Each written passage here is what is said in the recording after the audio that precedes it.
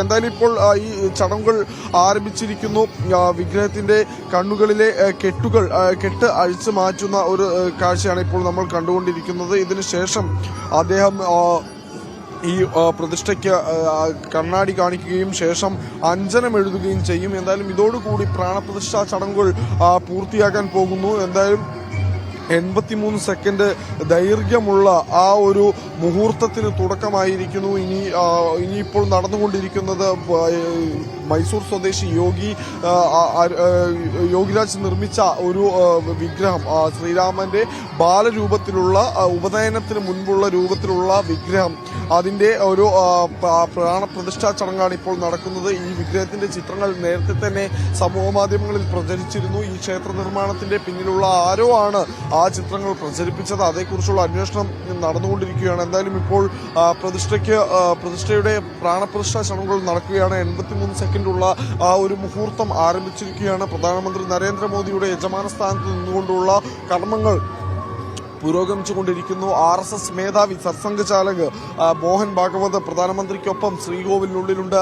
ഉത്തർപ്രദേശ് മുഖ്യമന്ത്രി യോഗി ആദിത്യനാഥ് ക്ഷേത്രത്തിനകത്തുണ്ട്. അതോടൊപ്പം തന്നെ ഉത്തർപ്രദേശ് ഗവർണർ ആനന്ദീബെൻ പട്ടേലും ഈ പ്രാണപ്രതിഷ്ഠ നടക്കുമ്പോൾ ഗർഭഗൃഹത്തിലുണ്ട്. ബാക്കിയുള്ള അതിഥികളെല്ലാം ക്ഷേത്രമുറ്റത്തൊരുക്കിയിട്ടുള്ള ആ ഒരു ഇരിപ്പിടങ്ങളിലെല്ലാം ഇരിക്കുകയാണ്. ഇപ്പോൾ അല്പസമയത്തിനകം പ്രാണപ്രതിഷ്ഠാ ചടങ്ങുകൾ പൂർത്തിയാകും. ആ പൂർത്തിയായതിന് പിന്നാലെ ആരതി ആരംഭിക്കുമ്പോൾ ഇന്ത്യൻ നാവികസേനയുടെ റിപ്പബ്ലിക് ഓഫ് ഇന്ത്യയുടെ വ്യോമസേനയുടെ ഹെലികോപ്റ്ററുകൾ ഒരു ക്ഷേത്രത്തിന് മുകളിൽ പുഷ്പവൃഷ്ടി നടത്തും. ഇതാണ് ഇന്ന് കേന്ദ്ര സർക്കാരും BJPയും എല്ലാം ആസൂത്രണം ചെയ്തിട്ടുള്ള രാമപ്രതിഷ്ഠാ ചടങ്ങിന്റെ അല്ലെങ്കിൽ രാമക്ഷേത്രത്തിലെ പ്രാണപ്രതിഷ്ഠാ ചടങ്ങിന്റെ ഇപ്പോഴത്തെ ഒരു നടപടിക്രമങ്ങൾ എന്ന് തന്നെ വേണം പറയാൻ.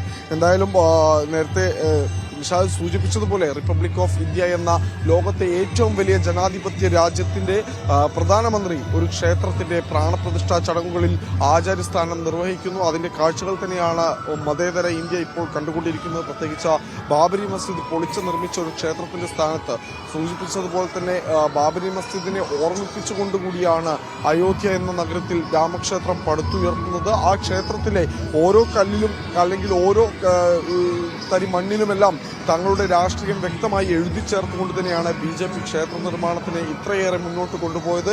എന്തായാലും ഇപ്പോൾ പ്രാണപ്രതിഷ്ഠാ ചടങ്ങുകൾ അതിന്റെ പരിസമാപ്തിയോട് അടുക്കുന്നു എന്ന് തന്നെ വേണം മനസ്സിലാക്കാൻ.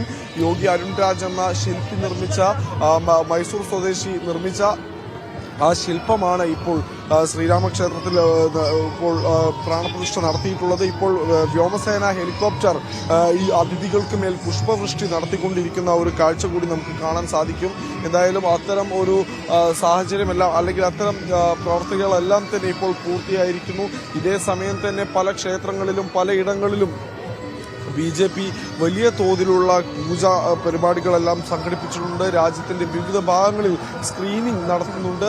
എന്തായാലും ഇപ്പോൾ ഇവിടെ ഈ ഒരു നമുക്ക് ദൃശ്യങ്ങളിൽ കാണാൻ കഴിയുന്നത് പോലെ തന്നെ വിവിധ കലാപരിപാടികളും എല്ലാമായി ആൾക്കൂട്ടം ഇവിടെ ഒത്തുകൂടിയിട്ടുണ്ട്. കൂടുതലും BJP പ്രവർത്തകർ തന്നെയാണ്.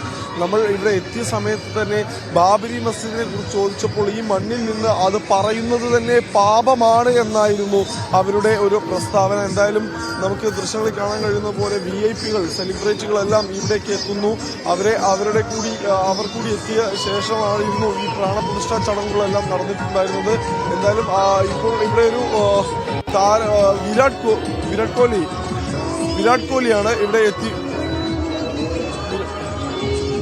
അതെ, വിരാട് കോഹ്ലിയാണ് എത്തിയുള്ളതെന്ന് തോന്നുന്നു. എന്തായാലും ഇത്തരത്തിലൊരു അപരനാണെന്നും സംശയമുണ്ട്. എന്തായാലും ഇത് തന്നെ ഇത്തരത്തിലൊരു ആഘോഷമാക്കി മാറ്റുകയാണ് അയോധ്യയിലെ ഓരോ തെരുവിലും ഇന്നത്തെ ദിവസം പ്രത്യേകിച്ച് BJP അനുകൂലിക്കുന്നവർ. രാമക്ഷേത്രത്തിന്റെ പ്രാധാന്യമല്ല അവർക്ക്, പ്രത്യേകിച്ച് നേരത്തെ സൂചിപ്പിച്ചതുപോലെ തെരഞ്ഞെടുത്ത തീയതി മുതൽ ഇതിൽ ഉണ്ടായിരുന്ന ആചാര ലംഘനത്തിനുള്ള സംശയങ്ങൾ മുതൽ എല്ലാം തള്ളിക്കളഞ്ഞുകൊണ്ടാണ് പ്രാണപ്രതിഷ്ഠാ ചടങ്ങുകൾ പൂർത്തിയായിരിക്കുകയാണ്. വിഷ്ണു പ്രസാദാണ് വിവരങ്ങൾ നൽകിയത് അയോധ്യയിൽ നിന്ന്.